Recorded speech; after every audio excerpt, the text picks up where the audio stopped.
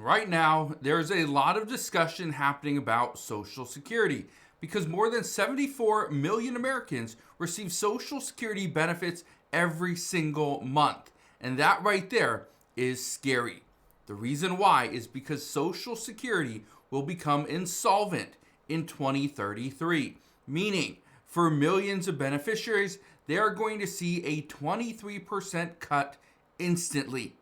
This will happen instantly, and people will lose their minds. I talked about this about a week or two ago, and I said that there's no cost of living adjustment that's going to be calculated. Okay? Here's the reason why. If you factor in the average payment today is about $2,010, something like that. Okay? If you do an average of 3.2% over the next 8 years, and then you take off 23%, you would actually be negative. You would see less than you are seeing today. That's a concern. Now, I want to show you something. I was reading this article from Axios the other day. It says Social Security's day of reckoning is nearly here. Now, it was an interesting read, but let me just break this down. What is happening right now is every single lawmaker is looking at the immediate needs. We need to immediately pass a full spending bill to ensure that the United States government doesn't shut down again on February 1st. But lawmakers really have about 2 weeks, well, a week and a half. They have till next Friday to get a bill passed that's going to address these Obamacare subsidies, or else Obamacare prices are going to rise on January 1st. That is a huge concern, but that is an immediate need. The problem is lawmakers are looking at all the immediate needs, and then they're letting everything else kind of sit on the back burner, like Social Security. This is where many experts believe this is going to turn into a catastrophe, because the longer our lawmakers wait to address the needs for Social Security, the more the cut will be. For instance, today is 23%. In the next 2 years, we could see this up to 25%. In the next 7 years, if they get all the way down to the deadline, we could see the cut at over 30%. That's what experts are telling us.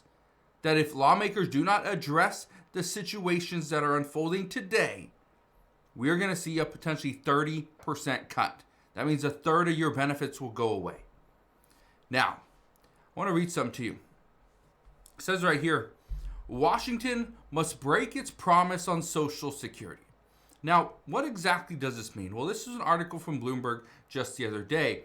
I want to read a little bit of this to you. It says right here, if there's one thing Democrats and Republicans have agreed on in recent years, it's to ignore the rapidly deteriorating finances of Social Security and keep its unsustainable benefits intact.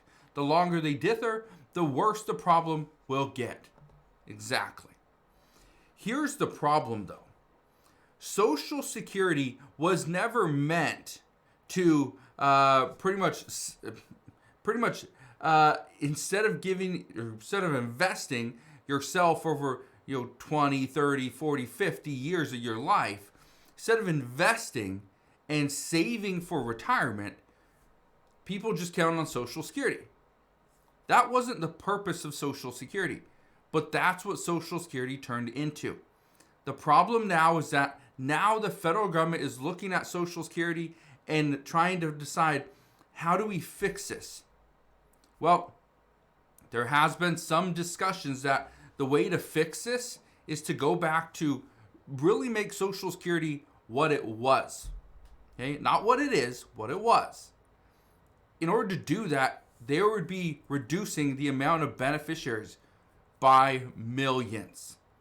Okay? There's over, I think, 74.5 million people receive some form of Social Security benefits.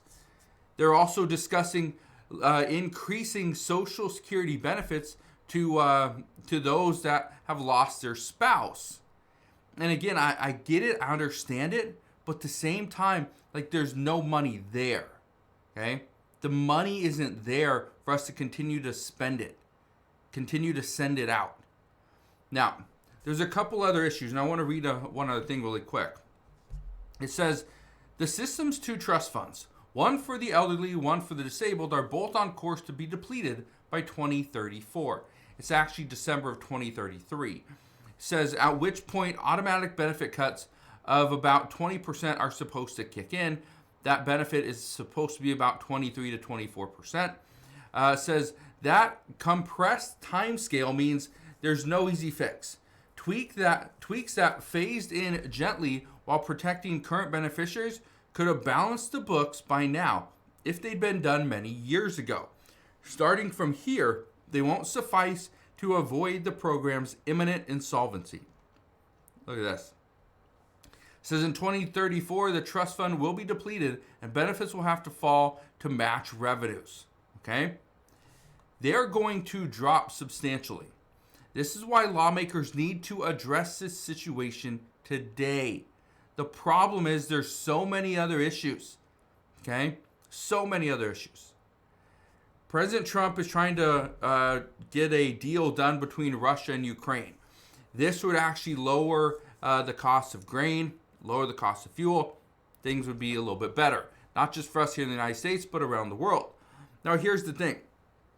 President Trump is trying to bring more jobs into the United States by forcing tariffs. The Supreme Court could actually really hurt this, okay? Really stop this from happening. But if they do, the issue that we face for Social Security, and again, this is different from the economic side of things, but if Social Security, if we don't see the Supreme Court uphold this and allow the Trump administration to continue on with these tariffs, what's going to happen is a lot of these companies that have already promised to invest hundreds of billions of dollars, or like Saudi Arabia built, $1 trillion investment into the United States. What's going to happen is those companies will likely pull their promise, okay, pull their investment. It won't be used here in the United States, and instead it'll be used in another country. Now, you're probably thinking, well, that's okay because that means prices are lower here in the United States. Yeah, they technically are, but here's the issue. That doesn't build a strong economy. That doesn't mean we're hiring workers here in the United States. We're hiring workers in China. We're hiring workers in Japan. We're hiring workers in Taiwan. That's where we're hiring the workers. Not here in the United States. Guess what? We do not tax people that are in China or in Taiwan a Social Security tax, an income tax. We don't. Meaning for Social Security beneficiaries, we need the jobs right here in the United States to increase the amount of Social Security revenue that we collect. That's the problem. So again, for Social Security, we want jobs right here in the United States. If we want the cheapest prices possible, we don't want jobs here in the United States. We want jobs in other countries. But again, we need jobs here in order for the American people to make the money to be able to buy the products. You see why this is an issue? Yeah, it's a huge problem. So the Trump administration is trying to get this war between Russia and Ukraine done, settled, finalized. Okay? And that right there would lower prices, which means we can spend more money. Okay? Which tariffs wouldn't be such a big deal if prices were cheaper. But they're not. Now, here's the other issue. In regards to Social Security, everyone's talking about these increases that are coming, and I've talked about them a few times over the past month, and there is one proposal. One proposal. It would be an additional $200 per month for 6 months. That's it. According to experts, they say that would not even do enough, that it makes no sense for lawmakers to pass that. For Congress to get involved, to show their sides, play their cards, when it's not enough. The upside is just not enough. If something like that were to happen, it would have to go for at least a year.